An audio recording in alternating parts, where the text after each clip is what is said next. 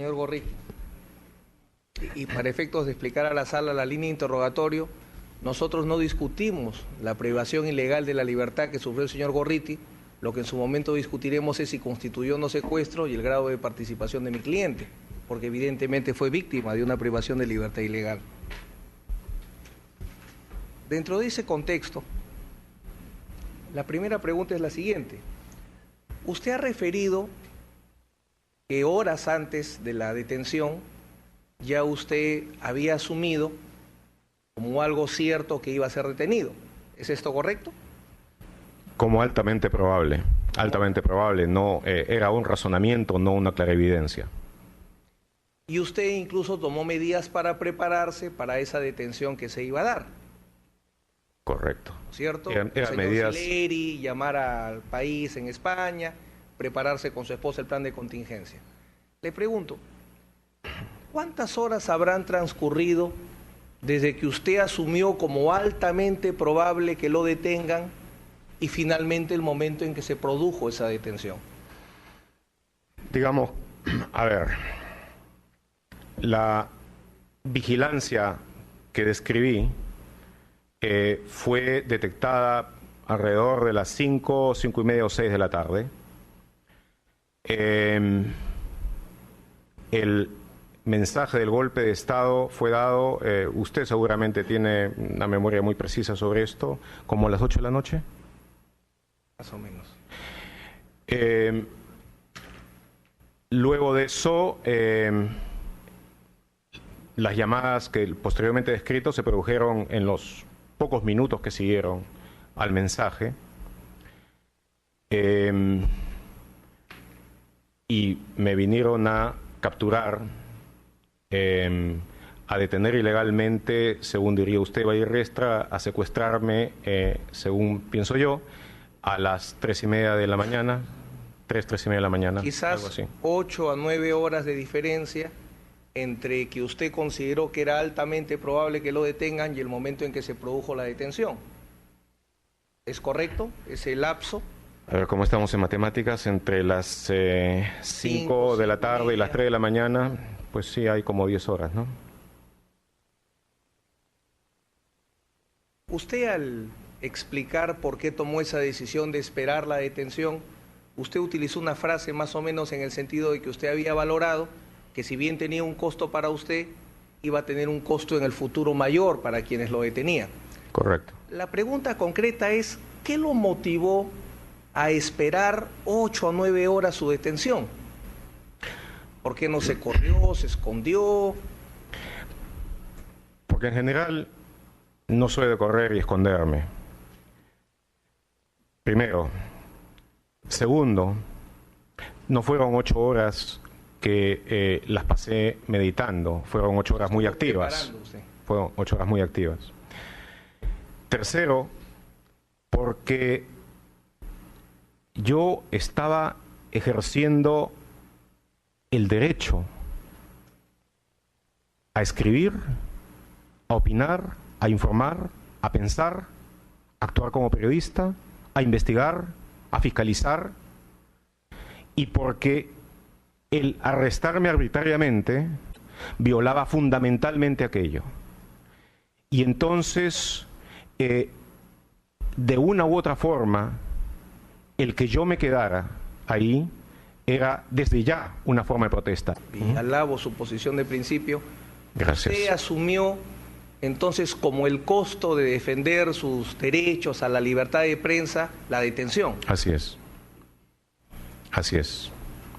Así como algunos años después, en otro país, en Panamá, cuando se me quiso deportar, decidí también resistir aquello, porque entendí también de que se estaban violando leyes y principios fundamentales y que era necesario hacer un caso al respecto. O sea, para establecer entonces, se aceptó anticipadamente la detención como protesta para frente a ese tipo de medidas que usted consideraba ilegal. Exacto, aunque como he dicho, adicionalmente, yo pensé que las cosas dentro de lo legales iban a ser más civilizadas. Eso es después de su cálculo, pero estamos en ese momento para explicar esas horas. Exacto. En vez de huir, usted se prepara.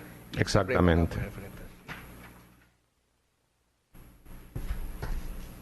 Una vez que llegan estos captores, usted ha dado una serie de detalles importantes y ha referido que evidentemente de manera arbitraria e injustificable maltrataron a su señora, le dieron un empujón.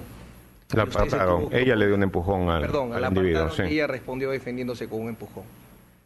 Posteriormente a ese hecho de agresión física respecto a su esposa o a sus pequeños hijos. No.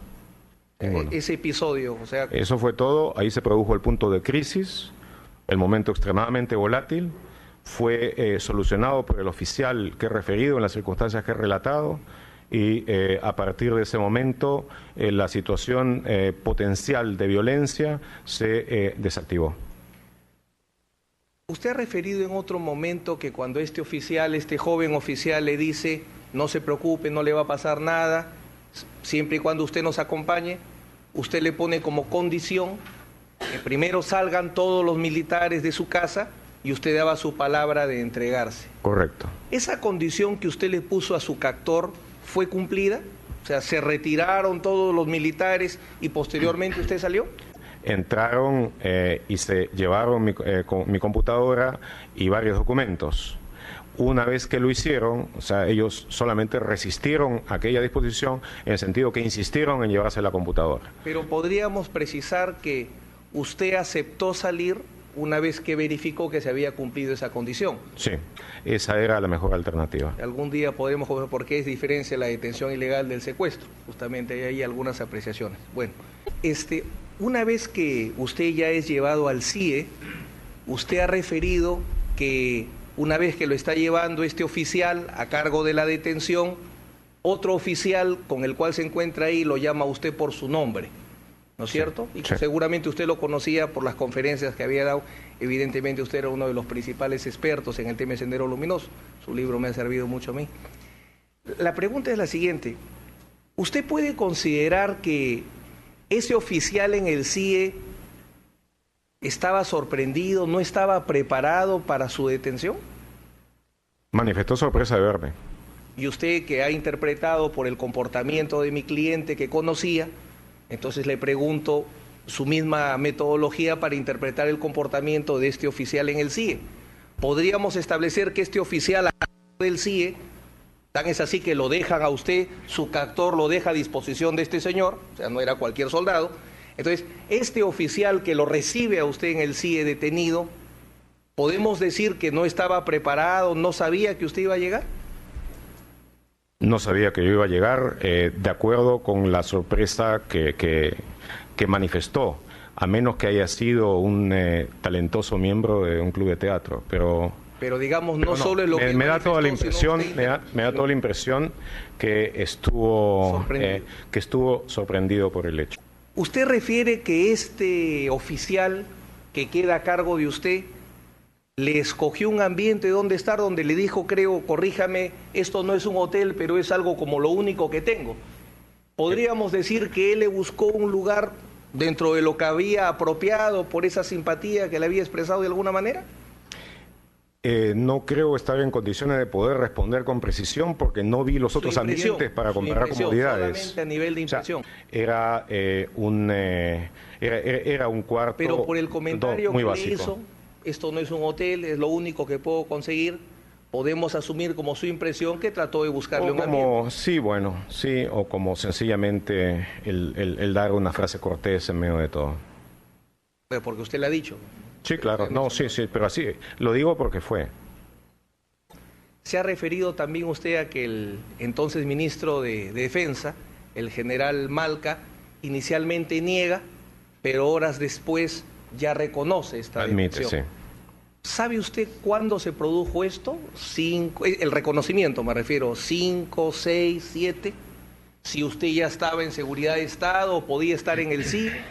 De acuerdo con lo que conversé días después con Nabor García, Nabor García me parece que ya no está más en el servicio diplomático activo, pero es una persona que es perfectamente ubicable y si es necesario puede dar con toda precisión la respuesta. Pero de acuerdo a lo que pude conversar con él varios días después, eso fue entre el mediodía, 2 de la tarde. ¿El día 6 o el día 7? Estamos hablando del 6. El 7 yo ya estoy reconocido en seguridad del Estado. O sea, probablemente entonces el reconocimiento del general Malca es anterior a que usted se haya trasladado. Sin duda alguna. Sin duda alguna. Sin duda alguna. Correcto, correcto. Está bien. Una última línea, porque yo no le voy a preguntar sobre cómo conoce la relación con Montesinos. Usted ha referido que el día 7 va a Palacio de Gobierno. No, no es el día 7, es... 8 o 9. Por ahí fue, sí. Se puede tener, obviamente, esa información con toda precisión. ¿Usted ingresó a la conferencia de prensa de manera clandestina o pública? Absolutamente pública. Es decir, yo era un miembro activo de la Asociación de Prensa Extranjera, estaba al día en el pago de mis cuotas, tenía una credencial de prensa extranjera donde figuraba como corresponsal del país y de New Republic. ¿No tuvo ninguna restricción, ningún impedimento para ingresar? No. En el momento en que entré. Yo creo que solamente notaron que yo estaba a partir del momento en que levanté la mano. En ese momento pude sentir en varios de los presentes, especialmente en el canciller, posiblemente en algún edecán también que estaba ahí, que había una tensión, una tensión, excepto en el caso del ingeniero Fujimori. Correcto. Ahí es donde quería llegar justamente. Ya llegamos. El entonces presidente Fujimori ¿es el que le concede la palabra a usted o había un director, a veces en las conferencias estila? El ingeniero Fujimori. Ya. ¿Y él la mano levantada... le concede la palabra? Así es. Ya. ¿Y él lo conocía a usted o era la primera vez que lo veía? No sabía que... El ingeniero Fujimori me conocía, ya lo he dicho repetidas veces en esta ocasión, de que cada vez que había una conferencia de prensa con la Asociación de Prensa Extranjera, yo preguntaba y repreguntaba y volvía a preguntar sobre Montesinos, aparte de otras cosas. Él me conocía perfectamente.